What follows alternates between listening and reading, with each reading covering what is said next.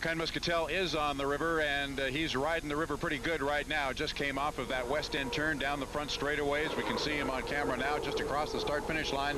Boat looks pretty smooth right now, Steve. We absolutely saw nothing wrong with that run, but we're not in the race boat trying to go 200 miles per hour. Again, the conditions don't look the same to the drivers as they do to those of us here on the safety of the shore. But the doctor did take the 2.25 gram trucking up the backstretch. It looked very normal from where we saw it, and we really aren't going to know how he feels about this run until he gets back and reports. But right here, Mark, he's looking very much like he would in ideal conditions. He's running into the wind, into the current, and this is what the drivers have been talking about. That's right. It looks pretty smooth at this point, although he's not going full out at this point either. That's not his top speed, but the boat is just reacting with the water. Now, right here's a critical point, because as he turns the boat to the right, the wind quarters across the right sponson, creating an actual lift problem on some boats. This one was designed particularly to avoid that problem. We've seen many boats go over up at the west end of this race course when the breeze picked up a little bit.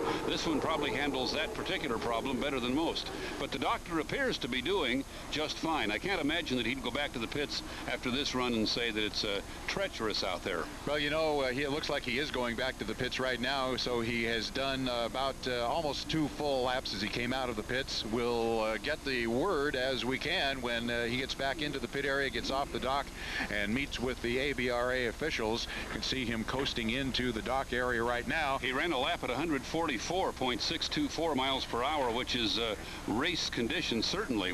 If he did that out here with 5 other boats, he might be taking the checkered flag. In fact, let's score Ken Muscatel as the winner of that heat and move on. Exactly.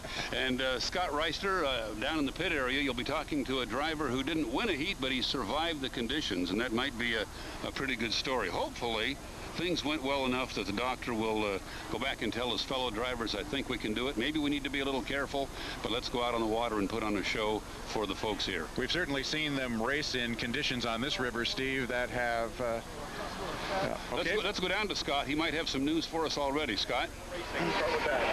Well, guys, as you can see, Ken Muscatel pulling in after that practice lap. I heard that he hit about 144.